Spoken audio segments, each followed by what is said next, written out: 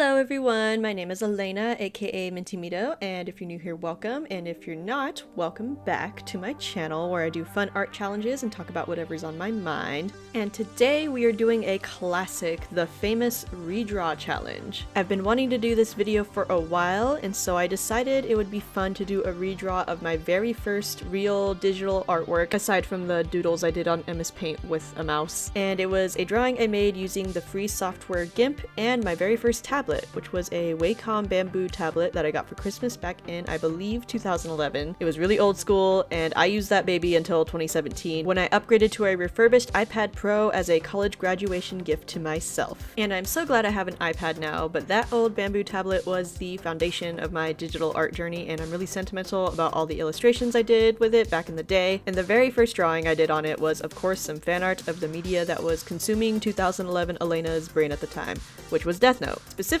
I was obsessed with L, my king. And I'll definitely take advantage of the topic of the artwork today to gush about the Death Note franchise during the time-lapse, but first, let's take a look at the original artwork. I'm just warning you now, it's hideous, at least for my standards today. What should be expected, it is 13 years old. I know it's probably not fun to hear me trash my old art, so I will try my best to make this mostly constructive, and we can get through this together, so here goes nothing. Alright, let's break this bad boy down. First of all, the toes! I can't get over it. Why are these ones posed like that? It's so unpleasant, and I was still figuring out my style during this time. Actually, I'm always figuring out my style, but I was definitely being heavily influenced by anime and manga at the time, which is really obvious, I think. And I had a really limited understanding of anatomy, so his proportions are a bit wonky. I definitely had no idea how to color digitally or do line art. You can tell this is my first digital piece. I'm doing the good old shading using black instead of shifting the hue and saturation. You know how it goes. And his skin tone is this very unappealing and sickly color, which kinda fits his character actually, but this pale yellowy green tone is just not the way to approach that. And the cake he's eating doesn't even look like a cake. I'm not sure what I was going for there. And the background is just wild, it makes no sense. I definitely found some sort of liquify type tool that probably added swirls and effects to the colors, and I'm sure at the time I was having a blast. So as you can see, there are a lot of issues that I personally have with this drawing, so I'm really excited to dive into the redraw process. And of course, since this is a piece of L fan art, like I said, I'm gonna take advantage and express my love for this series and the franchise as a whole. And I won't give out any spoilers, so don't worry about that if you haven't seen the show or read the manga or anything.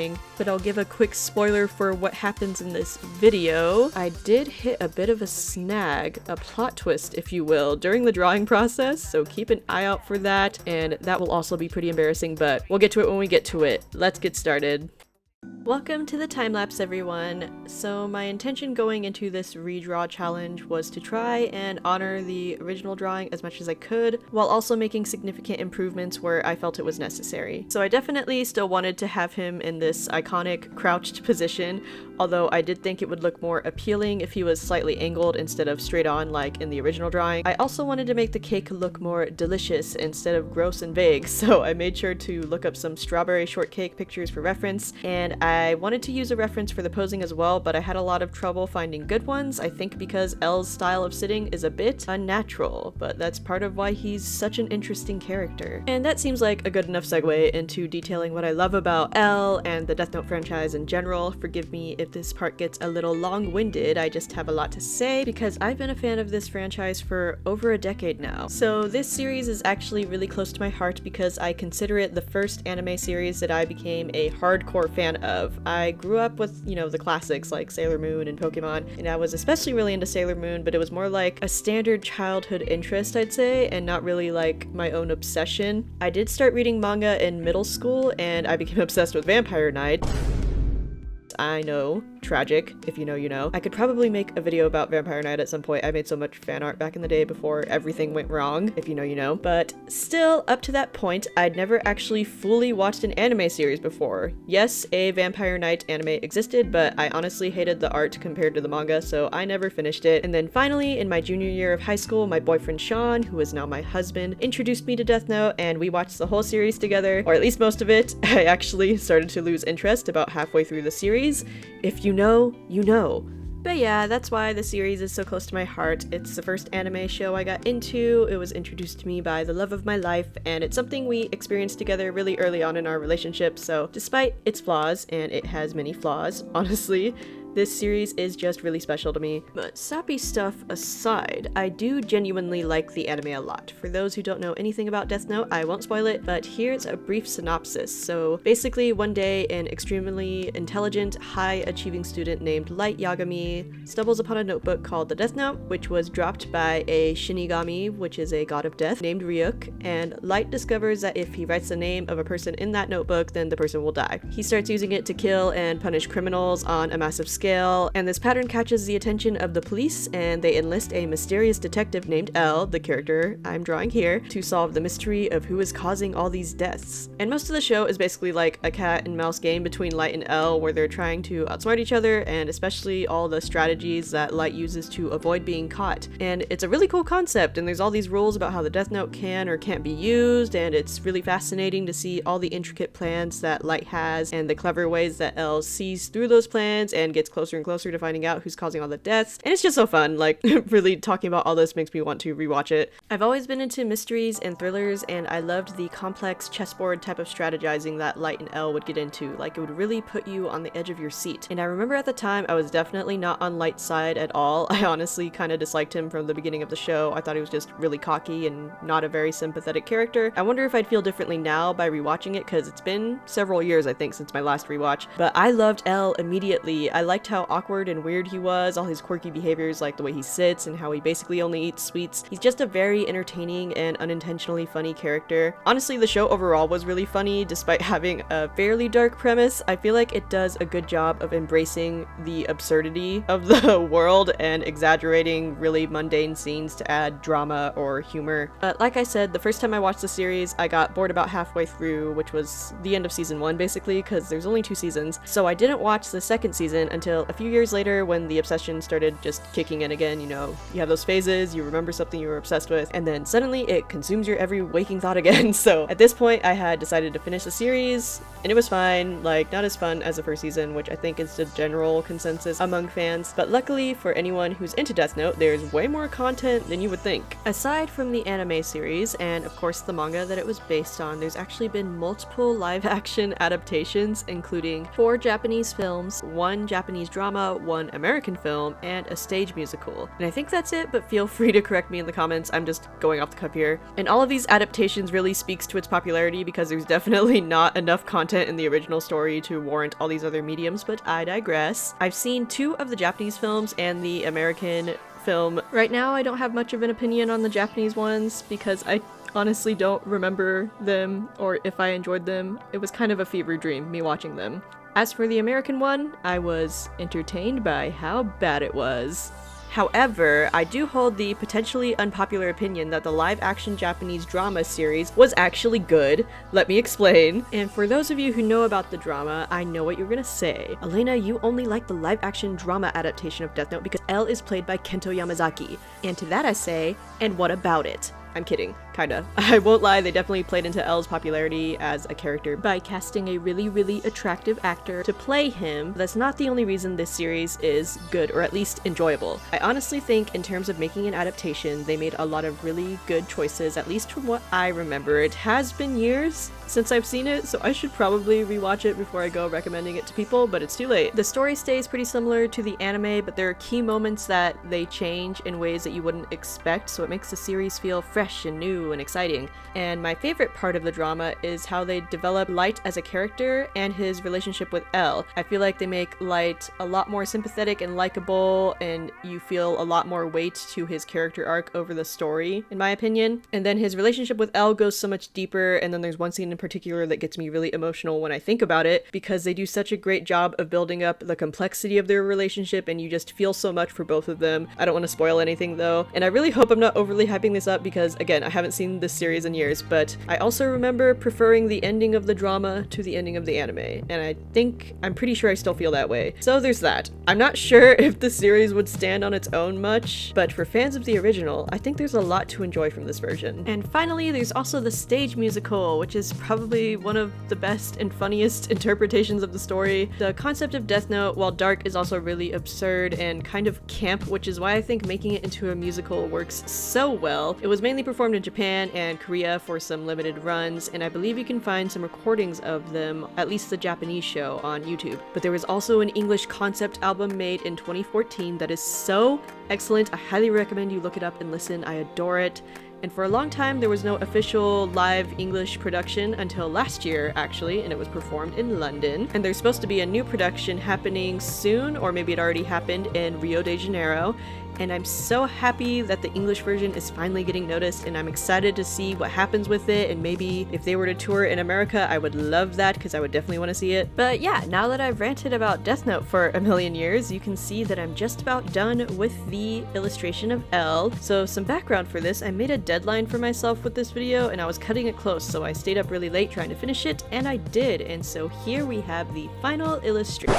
Oh, you thought I was done, didn't you? Well, so did I. It's time to get into that plot twist I mentioned at the beginning. So, as I said, I made most of this in one night because I was getting tired and really trying to rush to meet my self-imposed deadline, and I was feeling really good about it, and then I woke up the next day and I was shocked to my core because this looks bad, or at least it does not at all match up with what I'd consider to be my current skill level. So for the first time ever in one of my videos, let's leave the time lapse for a second so we can break this bad boy down one more time. Okay, so I'm not trying to be over dramatic. This is still an improvement from the original drawing I did 13 years ago, and I would hope so. But I still have a lot of issues with it. The most glaring problem being the anatomy. It is a bit off. You can see in the time lapse that, at least in my opinion, things were going pretty well, and then at some point I got a little indulgent with the liquefy tool, which I usually don't use all that much, but I think I was getting desperate because I really wanted to finish the art for the video, and I started tweaking things here and there, and the tweaking turned into completely warping the original image that I had going, and I just ended up losing the vision through the process of tweaking little by little. And this is something that can happen with digital artists. There's all these fancy tools, it's easy to get carried away with adding little effects or moving things around, but it is important to stick to your foundational drawing skills first and foremost in order to have an appealing and believable structure in the final illustration, which is what this one lacks. I'm not sure if that made any sense, but basically my issue with this is that the structure is so wonky. He doesn't look like a person, he looks like a box. I made him so square, and considering how lanky his body is supposed to be, I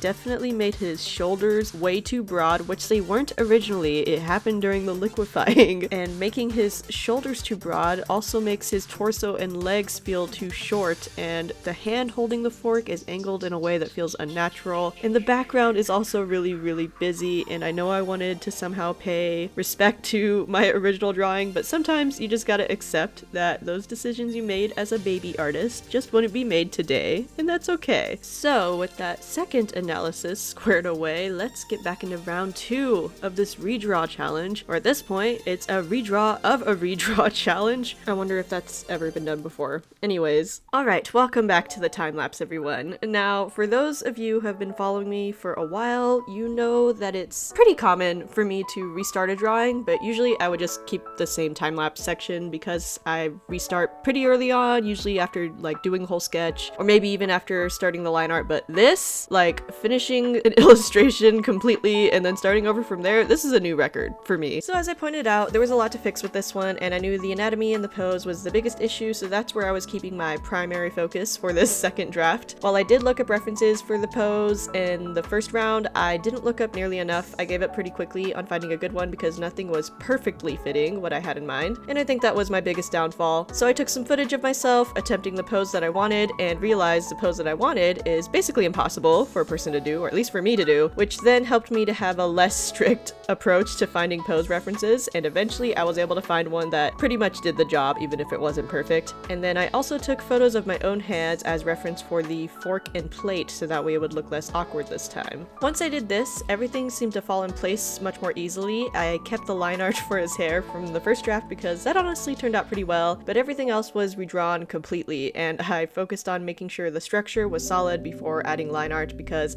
I think that was my biggest issue from last time. Since I was rushing, I started the line art pretty early, and since line art is such a time-consuming process, I just refused to redo any of it anytime I saw an issue, and I was trying to use the liquify tool as a crutch to fix any little mistakes that I saw, which, as I explained and as you saw, I definitely overdid. I also got rid of that super busy background and kept it simple with a nice textured gradient, which I am much happier with. I also made my colors much cleaner and more intentional than in the first draft, which I wasn't really focusing on that much, but I guess that's just what happens when I'm not rushing through the process. And I don't know, you might be watching all of this and thinking, why am I showing you guys all this? Why not just show the time lapse of the final version and just pretend the first draft never happened? And I briefly considered that because I'm kind of embarrassed by it, but I wanted to show my honest process that I went through for this challenge because I learned a lot from it. And it's just a reflection of an issue I've had for a few years now. Like I said, people who've been watching my channel know this. I have this thing where I'll completely restart a drawing because I'm unsatisfied with it, and I've never had it happen quite on this scale, but the point still stands. I've often wondered if there's just something wrong with me, like why does this end up being my process seemingly 95% of the time? And it's especially frustrating because I never used to do this. I used to go with my gut, and my first draft would basically be the start to my final draft. I wouldn't really restart drawings that often. But after really looking and analyzing what went wrong for this one, I think I've got some tips figured out, some insights that could maybe be helpful for other artists who could be struggling with the same thing, unless I'm weird and it's just me, but I doubt it. And this is a very humbling moment because I think it ultimately just comes down to a lack of patience. It seems like I keep trying to skip ahead to the more finalized stages of a drawing instead of focusing on making the foundation more solid, and ways to improve your foundations include practicing your fundamentals more often. So if you do a lot of character art like me, figure studies and anatomy practice are usually really important, and I honestly don't do those that much. And there are other fundamentals like clean line work, composition, color, light, etc., and it's up to you to figure out what to focus on more for your own artistic goals. And when it comes to attempting an actual illustration, thumbnails and color roughs are always a good idea, and if you're trying to do a pose or a perspective that you're not used to, there's nothing wrong with roughly practicing it in a sketchbook first before going into the final product. And the reason I'm bringing this up is because I feel like I definitely have this innate arrogance when it comes to my art. I've been drawing my whole life. I got my degree in illustration. I've been freelancing on the side for years now, so I've done all this fundamental work. I've done countless studies, countless practices. So now whenever I go into a drawing, I just want to skip to the end. It's almost like I feel like I'm too good to get the basics down first. But despite all my experience, I still make mistakes. I still struggle to draw certain poses or color in a way that I'm happy with, and there's nothing wrong with that. But if I want to make these issues happen less often, it just shows that I probably need to do more work with foundational basics, and there's no shame in that because they never stop being important, they never stop being relevant, and I think even if you'd be considered a master in art, you'd still have something to learn from doing these sorts of practices. Like, they're called the basics for a reason. There's nothing wrong with taking some time to brush up on your skills every once in a while, even if you think you're really good. Even if you are really good, objectively. So, for my fellow artists, whether you're a professional or a beginner, if you're feeling frustrated by your process, I recommend you take a step back and reassess your workflow, figure out what's making things difficult, and look for solutions. And maybe the solution is that you just need to practice more. And as annoying as it can feel to have to do all this, all of it is part of the journey and the beauty of being an artist. I mean, look at these two drawings side by side. For me, it almost looks like they're drawn by completely different people, which I'm a little embarrassed by, but I'm also weirdly proud of. I'm proud that I'm at a point in my journey where I can critique my own work to this level and make improvements much more rapidly than I ever did as a beginner. And I'm happy that I've realized how much more I need to focus on doing studies and practicing again, because now, instead of beating myself up about how often I restart a piece, I can dive into building up my skills again and find the joy in learning more. I'm not sure how many people this will relate to, to, because I feel like it's kind of a chaotic thought or insight. But if you've been struggling with anything similar in your creative practice, just remember to not give up or be too hard on yourself. You are still an artist, even if you make mistakes, if you take a long break from making art, if you have to start over constantly, or if you feel stuck. There's always things you can do to push through, and you just have to give yourself enough grace and patience to discover what's next for you.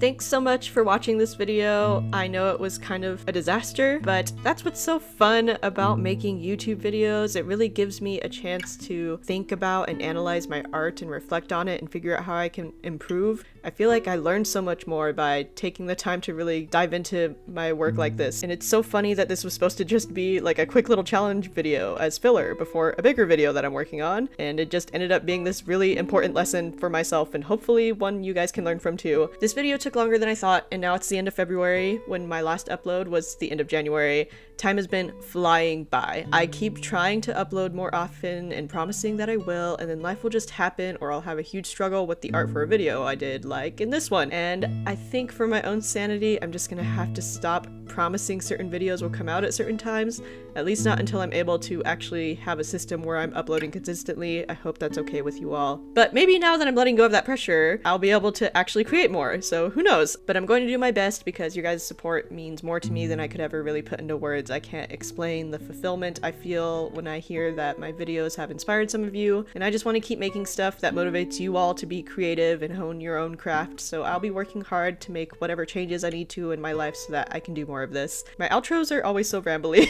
Anyways, if you like this video, please like and leave a comment letting me know your thoughts and if you relate to any of the struggles that I was discussing, and definitely let me know if you're a Death Note fan and what your favorite iteration of the story is. As always, my important links are in the description, including my socials, BLM art fundraiser, form for submitting your Sonic OC for my semi-monthly Drawing Your Sonic OC series, because I didn't do one this month. And if you'd like to go the extra mile to support me, I have a Ko-fi page where you can tip or commission me. Either is very much appreciated. Thanks again, take care of yourselves, keep drawing, keep creating, and I will see you in the next one. Bye!